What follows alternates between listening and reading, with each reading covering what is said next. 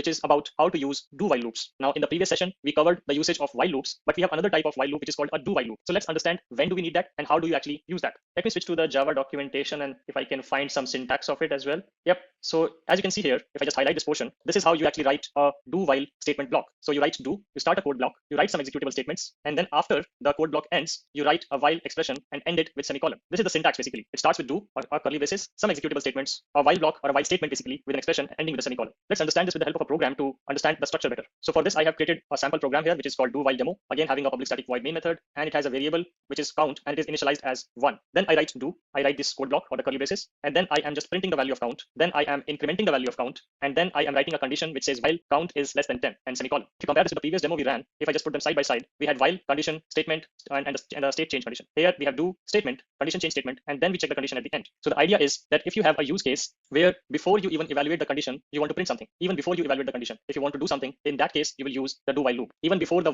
actual while loop starts, if you want to execute a statement, you will use do while loop. For example, if you want to print the initial value of the count even before the condition checks, then you can use do while loop. If that is not your use case, you can use a simple while loop, which is described here in this program. So coming back to the do while, so I say do, and then I'm saying print this particular statement without checking anything. This condition will be executed for the first time without any condition check at all. This will just work as is, like a normal Java statement. After that, I'm incrementing the value of the count, and then I'm checking the condition. So remember, when this particular condition is being checked, the first increment has already happened. But in the while case, we did the comparison before even the first increment. The first comparison happened with the original value of count. But here, the first comparison is happening with the incremented value of the count. Hope you get the difference in a better context now, that you will use this when you want to do write some initialization code before you actually hit the condition. So this condition will be evaluated with 2 less than 10, and then the value will be printed. Let's print this example, and we'll also try to play around with this example a bit more to build our understanding better. If I run this program, there is no difference in output if you compare this with the previous program we ran for the while. So it prints the count value. So this is coming here. Then it increments the value. Then it checks the condition saying is 2 less than 10. Yes, that holds true. If that holds true, it will go back to statement number 9. Again print this. Again do an increment on the count, and again check the condition with the updated value of the count, which will say 3 less than 10 now. Similarly, print the value, increment, check. This will continue to happen till this particular condition becomes false. And once this condition is false, it will exit out of this whole do while loop, and it will go to the line number 12. And if you have any statement written there, you can that statement will be executed in this case. So let's try to change some values here, and let's see if we can make sense of this program. If you change the value, let's say if I put 11 here, what will happen now? Let's run this program. You will say now you will see that this particular output is displayed which says count is 11. So what happened here? The count was 11. It entered the do while block. It went to this particular statement which said count is 11. Then it incremented the value, so the value became 12. And obviously 12 is not less than 10, so it did not print it again. It only printed once, even if the first time the condition was checked, the first condition execution itself resulted in false. Still, line number 9 got successfully printed, and that's the whole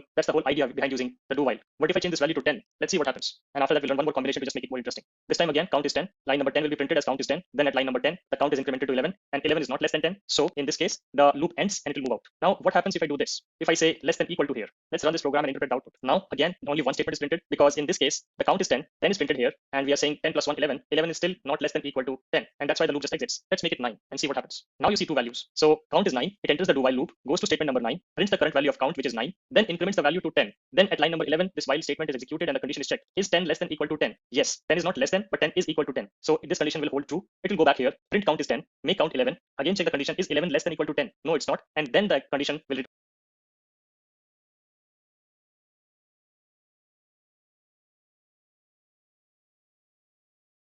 First of all, understand why do we need loop statements. So generally, whenever you are dealing with some data structures in Java, which can store multiple elements, for example, we saw array, which can store multiple elements. String is also basically technically a character array, which is storing multiple characters. So whenever you have these kind of data structures where you have multiple elements being stored in the same, then in that case, you would like to have a way to iterate or access all of the elements in a seamless fashion. One of the ways is to access them individually one by one, but that's too much of work. That's too much of code. There has to be a simpler way of accessing all the elements one by one if I want to. And that's where the majority of the use cases for using loops come into picture. Now, Java provides multiple constructs to write loops in Java. There is a while loop, there is a do while loop, there is a for loop, there is also an enhanced for loop. And in the previous versions of Java, a use case of iterator was also very popular. So there are multiple ways in which you can actually iterate over a collection and access all the elements of the collection one by one. And you can use it to multiple useful cases. For example, if you have a huge array of employee salary and you want to give bonus to each of the employees and add the bonus to the salary, then you need to do this addition for all the employees. It would be nice to have to return a while loop, and the while loop can automatically access all the employee salary one by one and keep adding the bonus to the salary. This would be an easier way to do this rather than individually updating each employee salary. And the first loop statement we are going to understand is a while loop. So the syntax of while loop is very straightforward. You write the while keyword, you enter the actual condition which will be evaluating to a boolean true or false. So you write the expression which will be a boolean expression, exactly similar to the conditions which you use to write in your if statements. So you write your condition which will evaluate to either true or false, and then you write your statement. And these statements will keep executing till the time this particular expression evaluates to true. So generally the way it works is that it will enter the while block, it will evaluate the expression. If the expression becomes true, then the statements inside this particular while block will be executed. And after the execution of the statement, it will again go back, again evaluate the expression. So this int array means that this array can only hold integer numbers, and that's why we write int here, because this array is only having integers. Then we put any placeholder variable name. This can be anything. You can even write it as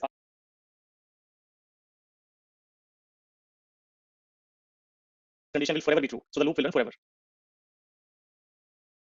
And if the condition holds true, it will again go inside, initialize a variable, then you write a condition in the while block, and this particular statement is printed for 1, 2, 3, 4, 5, 6, 7, 8. Otherwise, you might end up into a program which is forever. You again start with for, put the standard brackets, and then let's start from the rightmost, because then I will be able to explain it better. You specify the collection in the rightmost side pointing to the next element. So if it starts from here, once the first step iteration is complete, I is automatically going to be incremented.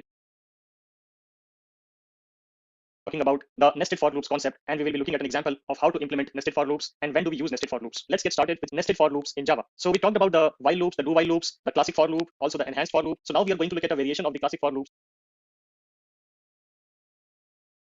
pointing to the next element. So if it starts from here, once the first step iteration is complete, I is automatically going to be incremented to index 1, and then it will basically, this I will be holding 2. Then in the next iteration, the same I is going to be holding 3. Similarly, I will keep holding that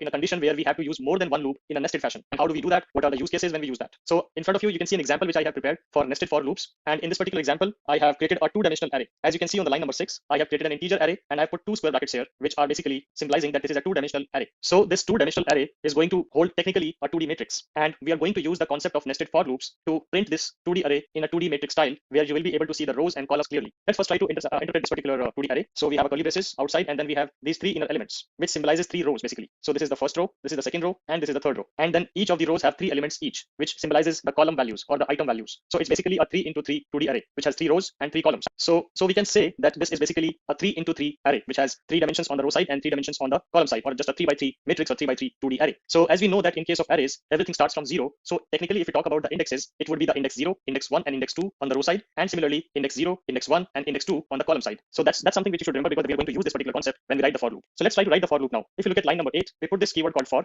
and then we write the initialization. So we say int I equal to 0. Then we are writing the termination condition, and we are saying run this particular loop, run this whole loop which ends at line 13 till I is less than 3, and keep incrementing I at every step. That's what I'm doing in the line number 8. Then inside the for loop, I'm writing another for loop which has another different variable called j. It can be anything, you can name it anything you want. And this also starts with 0. And this also has a similar condition which says run this particular loop, the line 10 basically, or this loop which is signified